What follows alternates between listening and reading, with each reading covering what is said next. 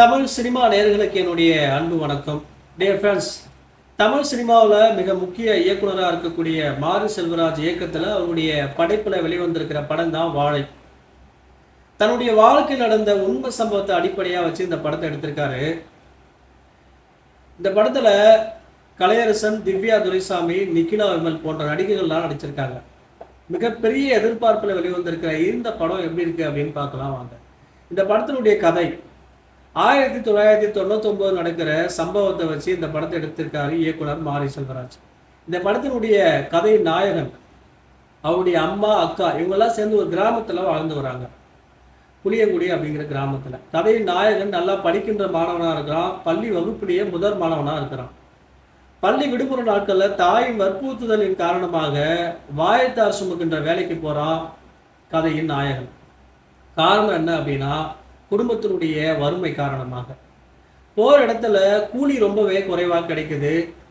தொழிலாளிகளுக்கு ₹1 கூலியை கூட்டி கொடுக்குமாறு கேட்கிறாங்க. ஆரம்பத்துல முரண்டு பிடித்த வியாபாரிகள் பிறகு ₹1 கூலியை கூட்டி கொடுக்குறாங்க. ₹1 கூலி கூட்டி கொடுத்ததுக்கு அப்புறம் என்ன நடந்தது அப்படிங்கிறதா இந்த வாழை படத்தினுடைய மீதி கதை.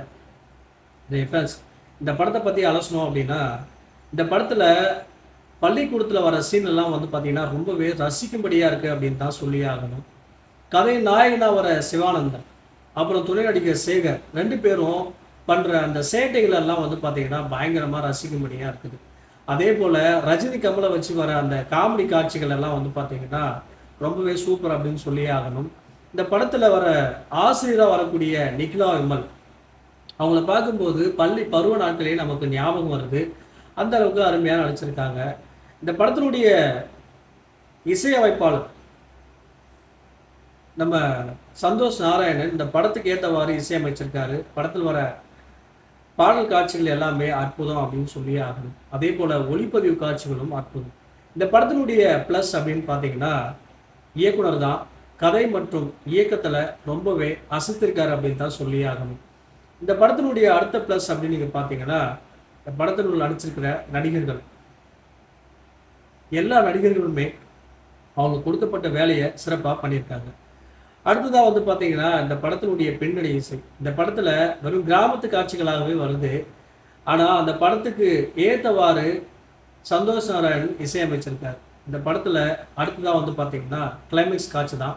கிளைமேக்ஸ் காட்சியை பார்க்கும்போது நம்ம மனசெல்லாம் அப்படியே உருகி போகுது அப்படின்னு தான் சொல்லி ஆகணும்.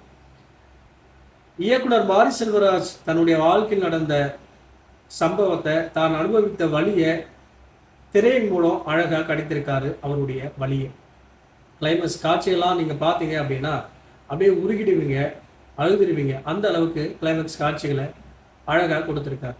இந்த படத்தில் நெகட்டிவ் அப்படின்னு சொல்லணும்னா பெரிய அளவில் ஒன்றுமே இல்லை. இந்த படத்தை எல்லாருமே பார்த்து ரசிக்கும்படியாக இருக்குது. போய் இந்த படத்தை பார்த்து என்ஜாய் பண்ணுங்க.